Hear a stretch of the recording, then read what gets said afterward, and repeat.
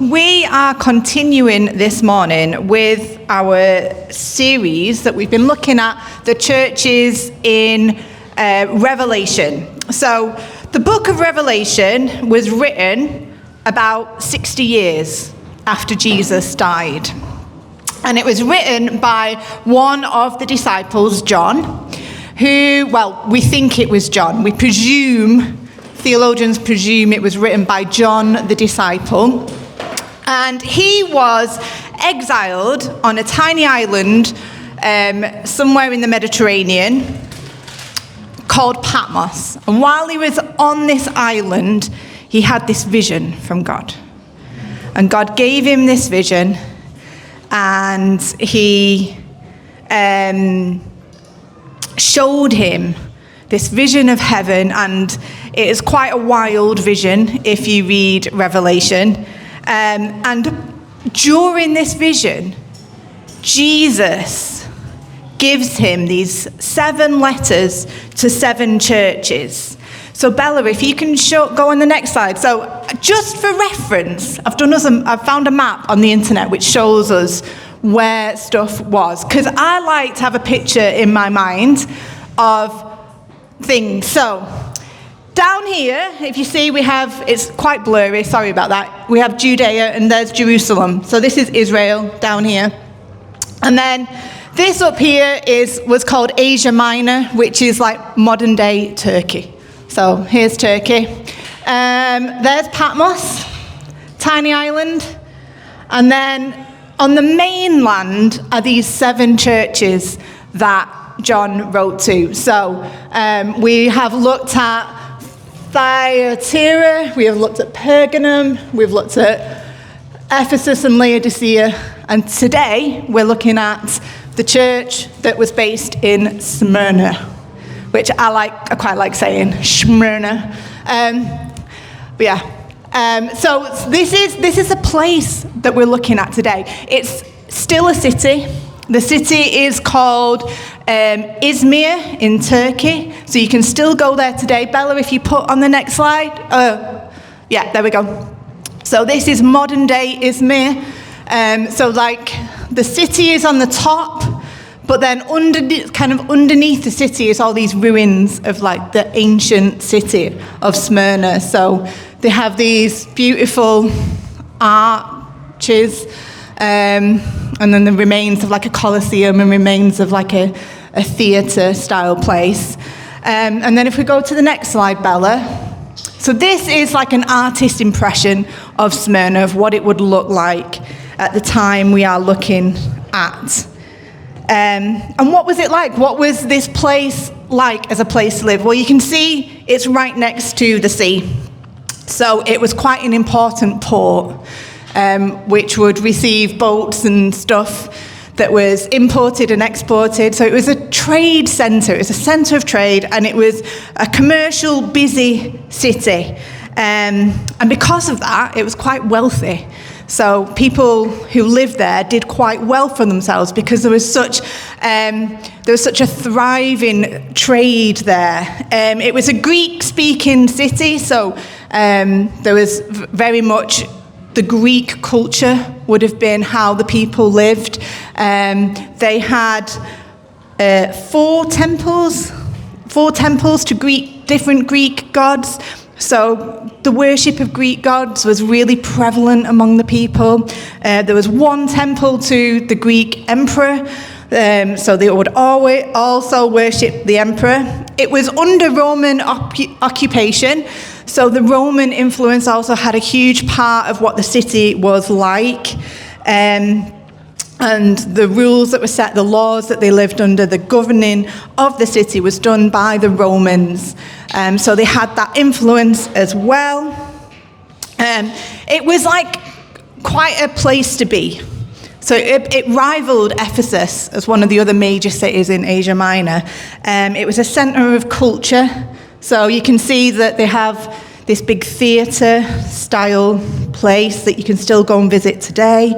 They had a stadium, they had a theatre, they had a gym, they had a library. When the Greeks set up the Olympic Games, Smyrna was one of the places that hosted the Olympic Games.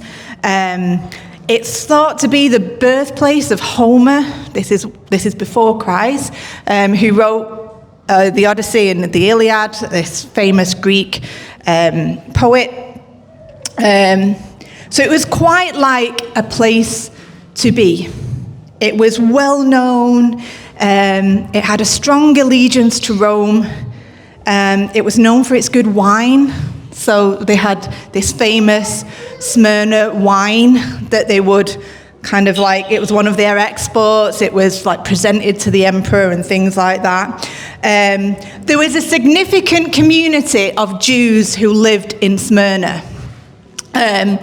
They know, like, let's try that word again. People who study history know that there was at least one synagogue in the city, possibly more.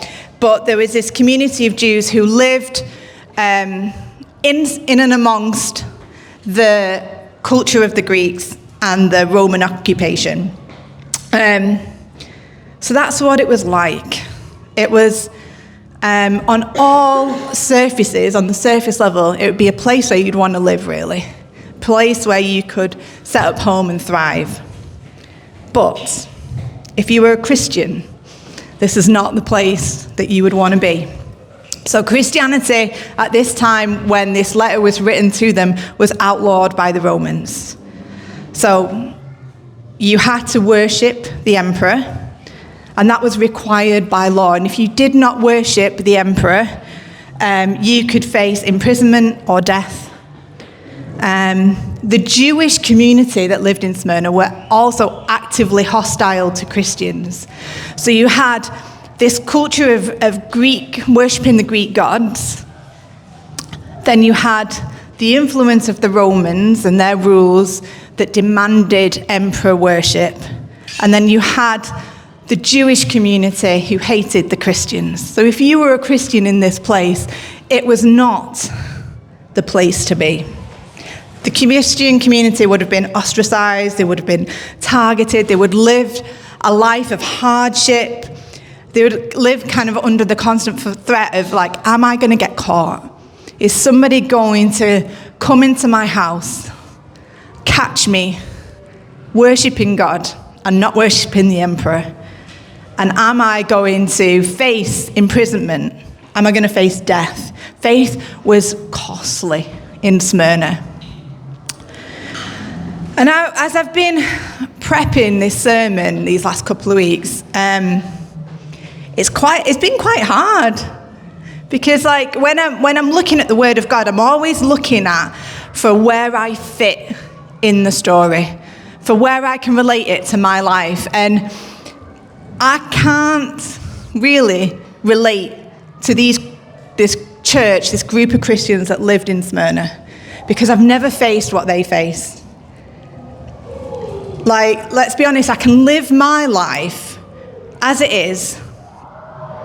If I took my faith out of it, nothing really surface level would change for me, other than maybe I get a lie-in on a Sunday morning and a nice brunch.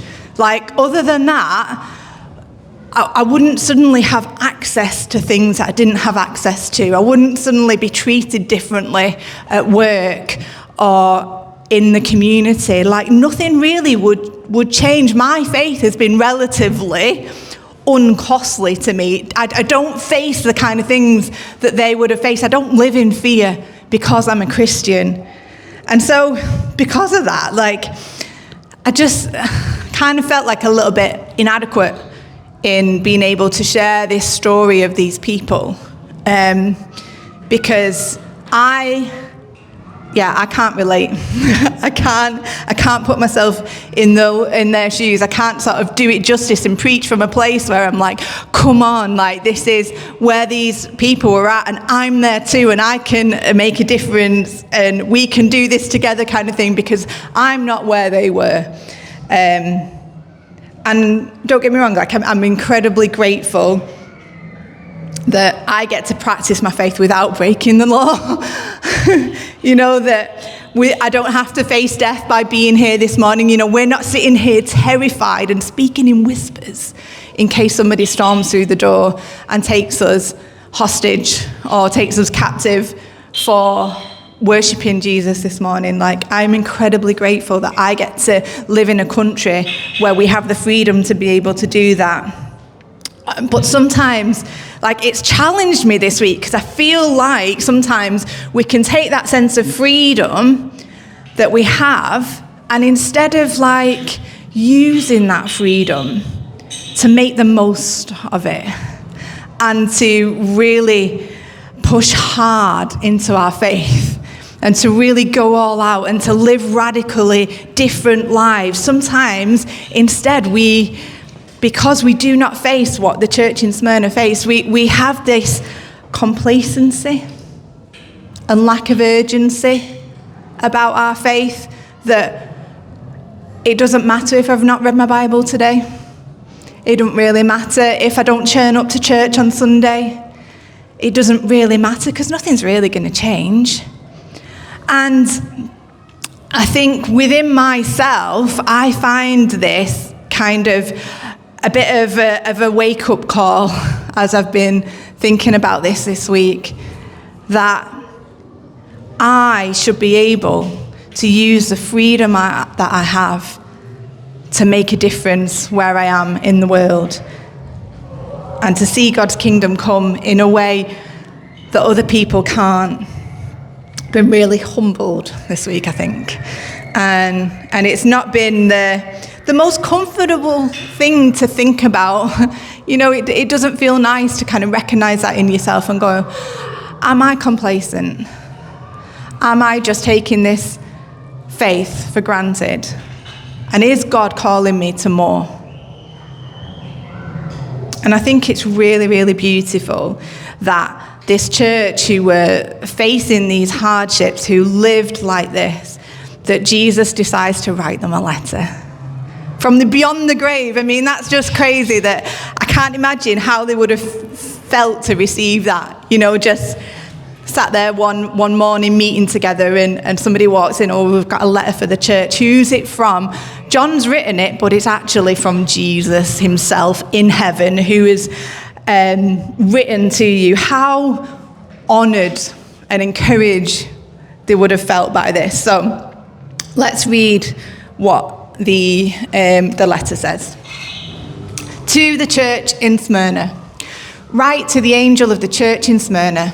Thus says the first and the last, the one who was dead and came to life. I know your affliction and poverty, but you are rich. I know the slander of those who say they are Jews and are not, but are a synagogue of Satan. That's some good alliteration there. Synagogue of Satan. Don't be afraid of what you are about to suffer. Look, the devil is about to throw some of you in prison to test you, and you will experience affliction for 10 days. Be faithful to the point of death, and I will give you the crown of life. Let anyone who has ears to hear listen to what the Spirit says to the churches. The one who conquers will never be harmed by the second death. Okay.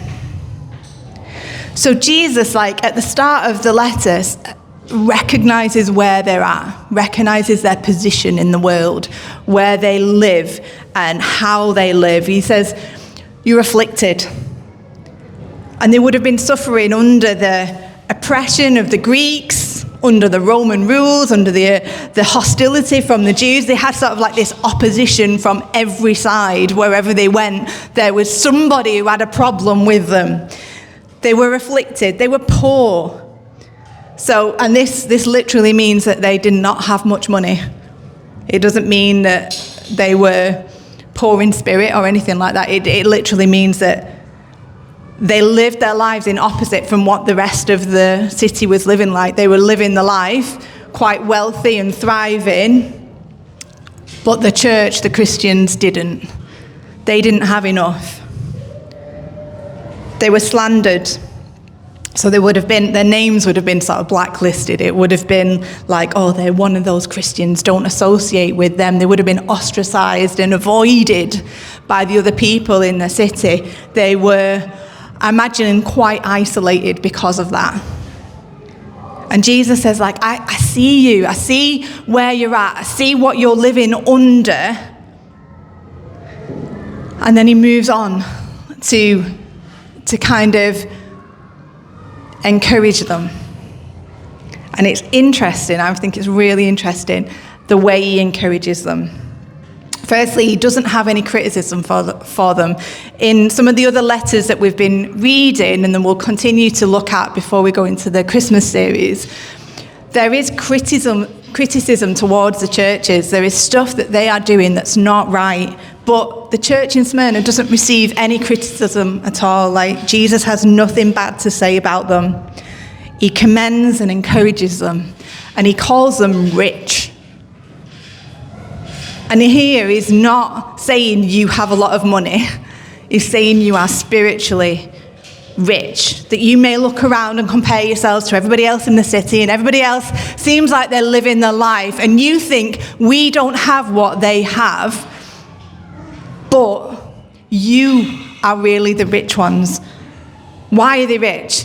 It's because they have Jesus. It's because they have faith. He's saying, like, I am the reason that you are rich. He's saying the same thing as he did in Matthew 13, where he says, I am the pearl of great price. Where it's worth selling everything to buy that pearl. It's worth it that you give up these things. It's worth it that you are afflicted and poor and ostracized and suffering, and it's worth it that you're slandered and that your names are blacklisted, because I am worth it. He's saying you're rich because of me. Yes, your faith is costly. Yes, it's costing you something, but I am worth the cost. And I just want to pause from the passage a moment and just say, like, let's not be fooled this morning. Let's not be fooled in thinking that we're rich because we own a house, or we own a car, or because we have some money in the bank. Let's not be fooled that we're rich because we live in a country that's not at war, that we don't live like the church in Smyrna did, that we have food in our bellies this morning and water to drink, because we have like a phone in our pocket that we can use to keep in touch with people, and we've got a TV that can entertain us. Let's not think we're rich because we have a spouse or children or a family or people around us to call us friends. Those things are great, but they do not make us rich. What makes us rich is that we have Christ. If we're a Christian, we have Christ, and it's full stop, nothing else.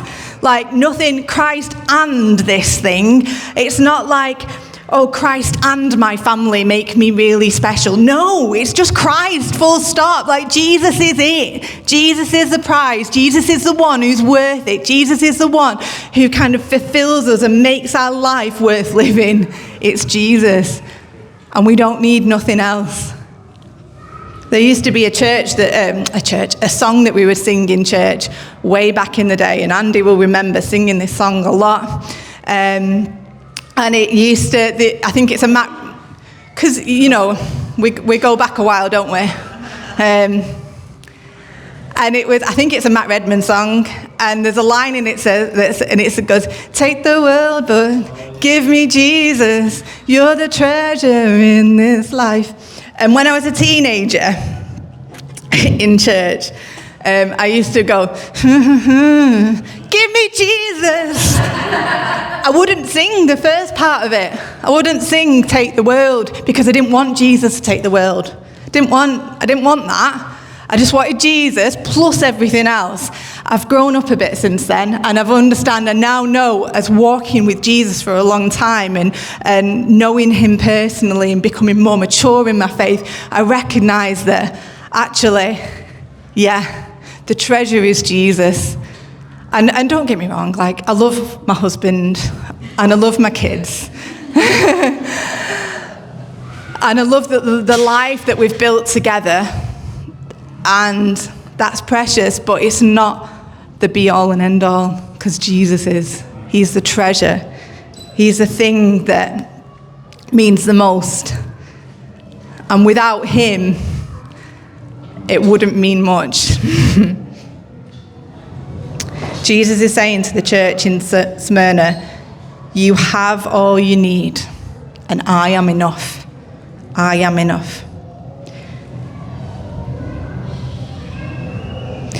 And the way he encourages them is, I was talking to Luke about this last night, and Luke was just like, that was the face that he pulled when I was talking about it, because he doesn't give them a way out.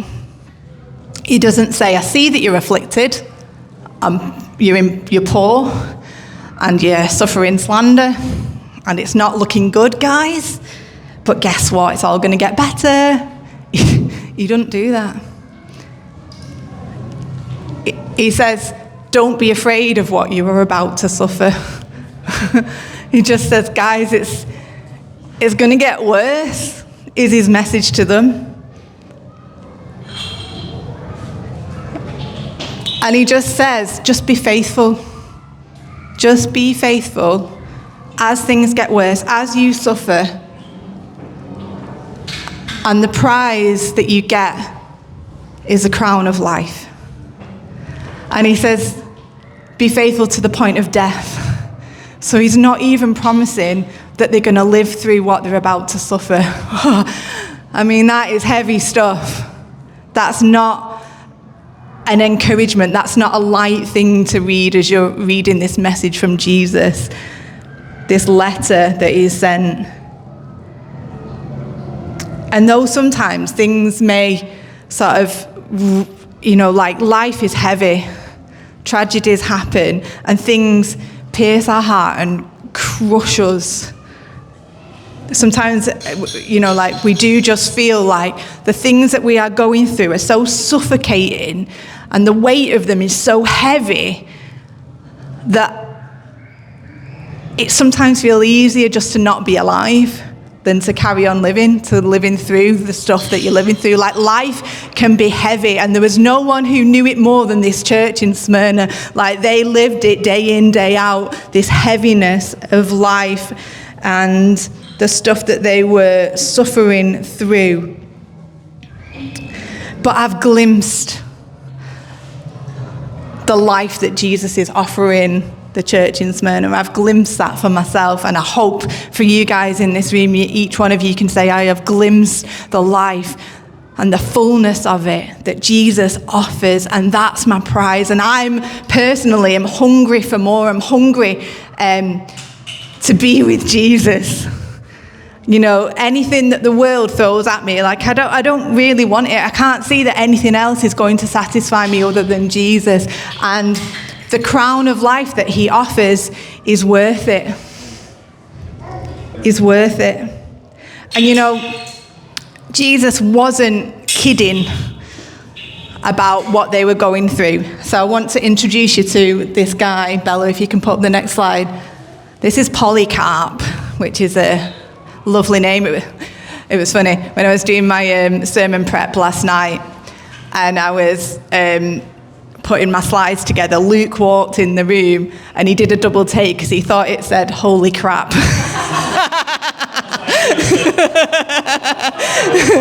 Yeah. And I was like, no, Luke, that's a different sermon. This guy is called Polycarp. So, he was born in AD 69, so sort of 30-ish something years after Jesus died. He became the bishop of the churches in Smyrna. He was discipled by John, so he actually knew John personally and discipled by him. He became the bishop when he was 38, and then all the way up until his death in 156 AD, he was the bishop of Smyrna. So he became the bishop after Jesus has sent this letter to this church in Smyrna. After he's already said, look guys, suffering is coming. And he said yes to that position. knowing that. And he lived a life which he ran this church, but he did it relatively as secretly as possible because of the cost of what it would, if he was discovered and found by the authorities, of what that would mean for him. And towards the end of his life, I don't know when, but towards the end of his life, the authorities came to him and said, we know who you are. You need to renounce Christ. You need to follow what the city is doing and worship the emperor. You can't be worshipping Christ. So he went into hiding, knowing that they were looking for him. And looking into his story, it seems as though the authorities captured a young boy and tortured him. And under torture, this young boy gave away the location of where Polycarp was hiding out. So they go and take him, and they drag him to the arena that you saw in that first picture to be burned at the stake. And it says, one of the things that has been discovered is that the Jews in the city broke the laws of Sabbath to run and get wood for the stake for him to be burned. So the Jews were pretty emphatic about seeing the end of this guy's life. And the legend goes that they put him on the stake and they get ready to tie him up with chains, to chain him to the wood, to the stake. And he was like, no, don't chain me. Don't chain me. God will give me the power to endure this. You don't need to put those chains on me. And as he set the fire to kill him, the legend goes that the fire didn't burn him, that he just stayed in there. And the Roman soldiers got so fed up of watching him quite happily sit in a fire that they went over and just ended his life. They stabbed him, and that's how he actually died. The fire did not kill him. And this was sort of, I can't do my maths, but 60 years after Jesus had written this letter to the church saying, guys, suffering is coming. And we've got documented historical evidence that this guy lived and died in this way. Jesus wasn't kidding when he said, some of you are going to suffer to the point of death, but be faithful to the end and you will receive the crown of life. And this guy did that. He lived that out, received the crown of life. So when I was thinking about how we respond to this message this morning, what do we do with what Jesus has to offer? It's not part of our day-to-day reality that we are facing the same things that this church did. It's part of our church history, but for us, sat in this room, we are here in safety, in comfort, and we don't face what they faced.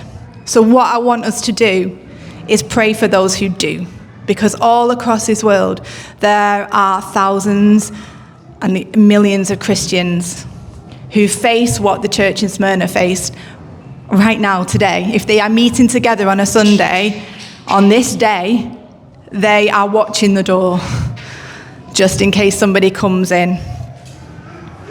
And so we're going to pray for them. I've got, Bella, if you want to put on the next slide, what I've done is I've gone onto the Open Doors website, and I've just, that's supposed to be Sudan. Oh, yeah, the end's there. I don't know what's happened to that. So I've just picked 2 of the places because when I was typing it up, that's all I had time to type. That's in all honesty. There was lots more places that we could pray for. Afghanistan was high on the list. Myanmar, I can't remember the others, but there's lots and lots of different places that we can pray for. But I've just picked these 2. So if we can get into sort of 2 groups, maybe just split the room down in half, and we're going to just pray for these people who are living a life of suffering. So Open Doors at the moment are doing a project called Arise Africa, where they're trying to raise awareness of what Christians in sub-Saharan Africa are going through. They're facing horrendous things. 16.2 million of them, which is just a number that I can't fathom, have lost their homes and face persecution. They face death, they face torture, they face a whole host of horrible things. And then Sudan,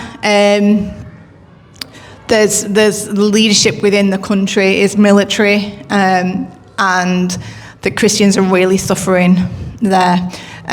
So there's 5 ways that we can pray for Sudan as well. So if we just spend 5 or so minutes just praying for these places. And this does not end here, obviously. These are prayers that we can continue throughout our week. The persecuted church is something that should be high on our prayer list anyway, because there are our brothers and sisters in Christ who are suffering. And we might not be able to do much, but we can pray. And God can make that difference. And I'm hoping that one day I get to heaven and I meet somebody and like, your prayers changed things for me. You know, we were sat on a Sunday morning on the, what date is it? The 9th of November in 2025, and some people were about to break in the door, but your prayers, what you prayed in your little church in Droylsden changed the course of action of those people, and they walked away and we were left unharmed. Maybe that's the legacy of the prayers that we pray this morning. So don't take it lightly that we get to pray, because prayers can move heaven and change things. And so let's do that.